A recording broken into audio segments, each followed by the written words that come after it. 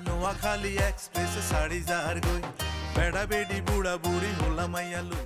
শহরের চিরচেনা গল্প পেরিয়ে এবার ছোট পর্দায় আসছে একেবারে অন্যরকম এক গল্প।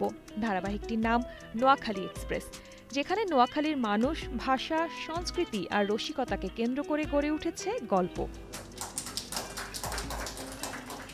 এ উপলক্ষে শনিবার এক সংবাদ সম্মেলনের আয়োজন করা হয়, যেখানে উপস্থিত ছিলেন নাটকের নির্মাতা ও কলাকুশলীরা। নির্মাতা জানিয়েছেন, বাস্তব জীবনের ঘটনা ও আঞ্চলিক চরিত্রদের বৈচিত্র্য তুলে ধরতেই এই নাটক, যা দর্শকদের দিবে ভিন্ন আমেজ। নোয়াখালীর মানুষ হিসাবে বা ওই অঞ্চলের মানুষ হিসাবে সবসময় আমাকে এই প্রশ্নের মুখোমুখি হতে হতো, বা যারা আমাকে ভালোবাসে তারাই হয়তো বলতো যে নোয়াখালী নিয়ে একটা বড় সিরিয়াল কেন করো না, কেন করছো না। আমাদের নোয়াখালীর ভাষার একটা ঐতিহ্য আছে, এটা তো ভালোভাবে আসা উচিত, একটা বড় সিরিয়াল হওয়াই উচিত।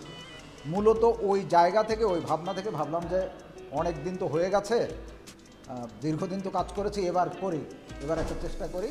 নোয়াখালীর আঞ্চলিক ভাষার স্বাদ, গ্রামীণ জীবনের হাসি কান্না আর সামাজিক সম্পর্কের নানা দিক ফুটে উঠেছে নাটকের প্রতিটি পর্বে, এমনটাই বলছেন অভিনয় শিল্পীরা। গল্পের মধ্যে যে বিশেষত্বটা আমি পাচ্ছি সেটা হলো যে প্রতিটা চরিত্রে উনি এমন কিছু ইতিহাস তুলে ধরেন যেগুলো আসলে আমারও জানা নেই। গতানুগতিক যেই নোয়াখালী ভাষার নাটক আমাদের করা হয় তার চাইতে একটু ভিন্ন। Gold's Gym across 30+ countries with over 700+ locations worldwide. Train anywhere, belong everywhere.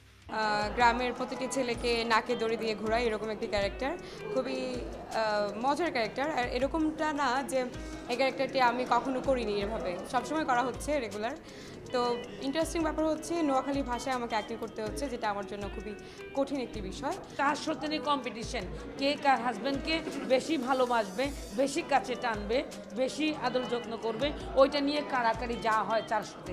যে এই ক্যারেক্টারে এই ভাষায় নতুন যে বৈশিষ্ট্য সেটা হচ্ছে আমি আমার যে স্বাভাবিক যে ভাষাটি, যে কণ্ঠস্বরটি, সেই স্বরটাকে একটু যা আমার বয়স এখন বাস্তব বয়স যা তার সাথে আমি 80 বছর একটি চরিত্র করে সেই 80 বছরের একটি কণ্ঠস্বরকে ধারণ করে এই চরিত্রটি আমার করা।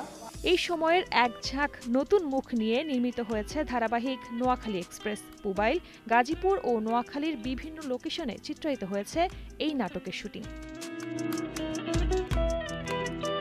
শার্লিন সুমি, কালের কণ্ঠ।